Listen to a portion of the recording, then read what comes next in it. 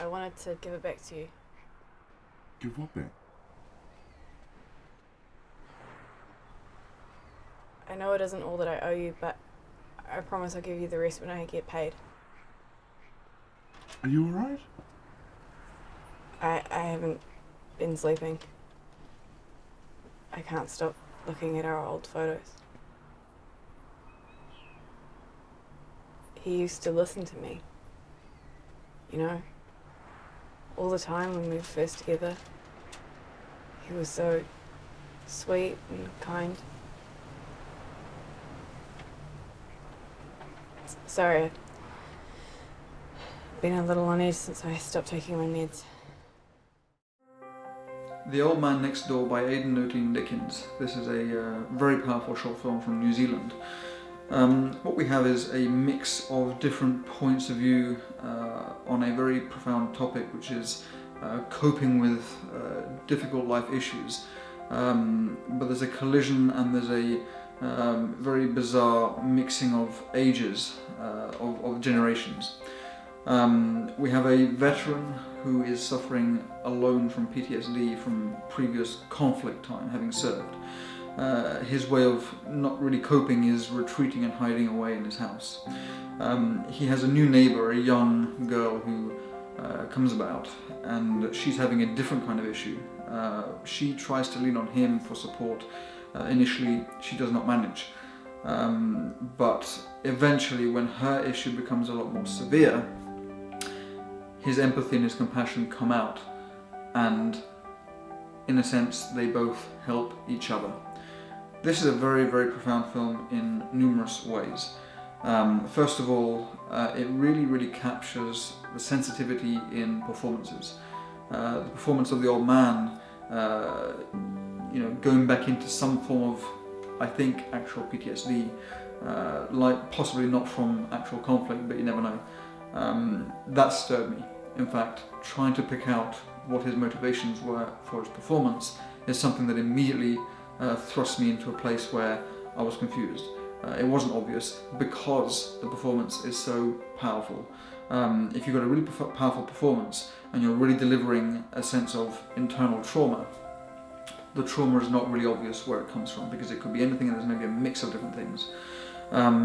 Neighbours, most people have neighbours, and when you have a neighbour that confronts you in a nice way, but it takes you that amount of time to get used to that sense of, if you want freedom, it's not an easy thing, and when it comes, it has to be proven that it's going to be something that's going to work in your favour. So I love the amount of time that it takes for the story to kind of switch around, and for the confidence to increase in order for the acceptance to begin.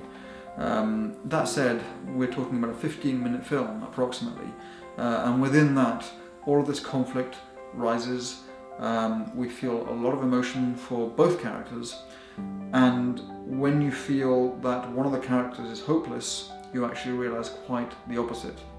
And you realise that in a sense, when you work on your feelings and when you work on that PTSD, there's an innate sense of selflessness and that emerges, and that can come as a huge advantage when not only helping yourself but helping others.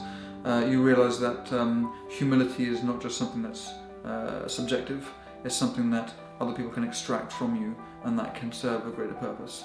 So this is a really good relationship film about neighbours, each coming from completely different walks of life, different lives, different issues. They both have to deal with them. They both cannot deal with them alone. They both try to approach the fellow neighbour to try and get help. Initially that help is rejected on both sides, and then something magical happens and the whole thing turns around. So it's about the power of neighbours. It's about, PTSD is not the end of the line. How to cope, there are many ways, this is just one way. It's incredibly sensitive, very maturely approached, so I really think highly accomplished technical, visual, incredibly moving performances, I think all pulled together by very subtle, very clever direction. I would love to hear some of the insights about what kind of performance approaches you had in creating this film. I love the darkness of the house interior that almost emulates the darkness that the man is feeling, compared to the external youth that this young girl brings to the story. They collide and they both end up outside, so that in a sense is the concept of they're both shifting, and I think maybe they're both shifting towards a brighter direction, which is not there yet, but it's on the approach, on the horizon.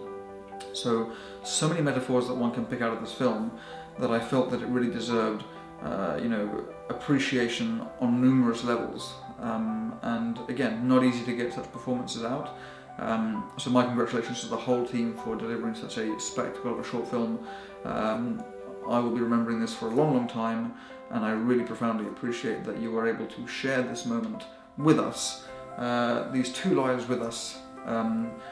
We got to the point where fiction and truth partly don't matter, but partly they blend in with each other.